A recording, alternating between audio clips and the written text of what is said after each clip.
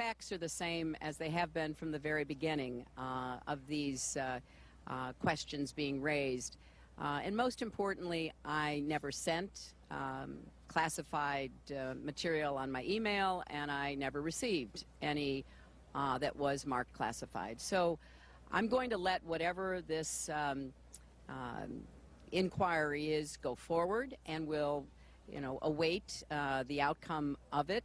All right, but, we play that ad nauseum, but it's all the same from her. No matter where she's standing, it's the same thing. Joining us now is Ed Klein, former editor-in-chief of the New York Times Magazine, and, of course, multiple New York Times best-selling author, Blood Feud, the Obamas versus the Clintons, and he's got a new one coming out. Hello, Ed. Good to see you. Good to see you, too. In September, you have a book, and you're about to reveal on air for the first time anywhere the name of the book. It's called Unlikable, The Problem with Hillary. Wow. And what is the problem with Hillary? Well, that she's unlikable. You can't get elected president of the United States if 57% of the people think you're a liar, untrustworthy, and they do.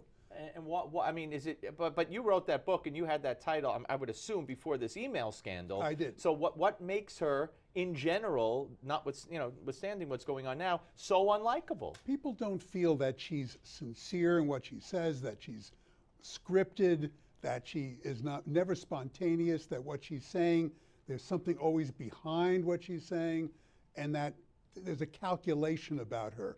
And they've been thinking about this for literally since Bill Clinton became president. I mean, this is nothing new. Is it unrealistic for her to think, or has it been all along to think, or for the Democratic machine to think that she could be the president of the United States? Well, she was the anointed one, right? Nobody else seemed to have the donors, the organization, the backing of the party leadership, and up to now, no one else does. I mean, despite all of what we've been talking about, these email scandal, I would not count out the Clintons. They've gone through a lot of stuff and come through. They're, talk about The Walking Dead. They are always making themselves new again. I love that series, by the way, The Walking Dead. I don't want to pressure you on the book, and I know you didn't plan on this, but is there one thing you could give us? I mean, that would whet our appetites. I'm keeping the book absolutely secret until it comes out. Okay, all right, but you still think she could win this nomination, and the presidency? Well, you have to ask yourself, who is going to knock her off? Is Biden going to knock her off? Is Biden even going to come into the race? We don't know. Elizabeth Warren keeps saying no, no, no, no. If Hillary really stumbles badly in Iowa and New Hampshire, if Bernie Sanders, the socialist, can really rough her up, I think then I think Biden will come in, and maybe Elizabeth Warren. But you've also talked about and written about how this investigation is going to go on and on and on and on. Can she win under that cloud? I think it's extremely hard for somebody who may well be indicted, and well, she should be, by the way, in my view, to win the presidency. All right, let's talk about now the Michelle Obama, and you came out with a blockbuster here that Michelle Obama is planning for, as Barack is, for the post-White House lives that they will lead. Right. But in Michelle's case, it's without Barack, and it's with Valerie Jarrett. Well, these two are really connected at the hip, Valerie and Michelle They've Obama. been for many years. Oh, I mean, they're best friends, older sister, younger sister kind of thing. Every night they go up to the family quarters of the White House. Valerie Jarrett joins the family. Afterward, she stays up there with Michelle. They open a bottle of Chardonnay and they talk about their future. This is from reporting that I've done. And in Valerie's mind, Michelle should carve out a separate future for herself from Barack, because she has, in a sense, sort of sacrificed her own career for his up to now. So what she's planning to do is do a lot of travel, write a book, maybe live for a little while in Spain.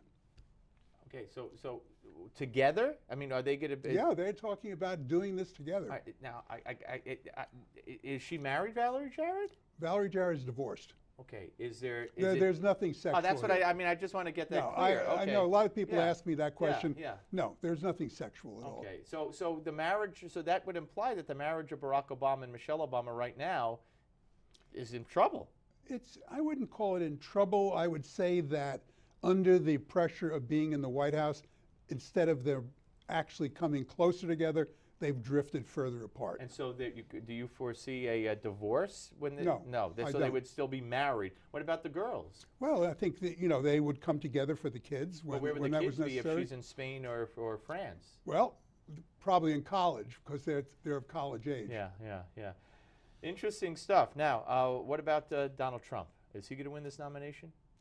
It's so hard to believe that Donald can go all the way, but then it was very hard to believe that Donald would get where he is today, right? Yeah. And it's amazing, absolutely amazing. He's tapped into as everybody says, not just immigration, but just a sense that this country is coming apart at the seams. And the way he delivers that message and the way he speaks and tells reporters, stop, hold. I mean, everything about him is real and refreshing. That's exactly right. And the rest of the Oh my God! the team, if you want to call it the team, they're like you don't want to even watch them. It's embarrassing. You almost feel embarrassed watching them, not him. it's a snore, and he obviously is sucking all the oxygen. I asked him if there's any shoe to drop. I had him on last Friday. I said, anything you're afraid about? He said, no, not really. If I was, I wouldn't have run. I mean, in your vast reporting in inner circles, do you know of anything that he has to fear? No, nothing at all. I've spoken to him too, on the phone, not person to person. Well, we were on the phone, yeah. And he made it clear that he thinks he's going to go all the way. Interesting. Good luck. I can't wait to see the book. Yeah. Unlikable. Unlikable, The Problem with Hillary. The Problem with Hillary. All right, Ed Klein, ladies and gentlemen. And we're coming back with the Malzberg panel. Don't go away.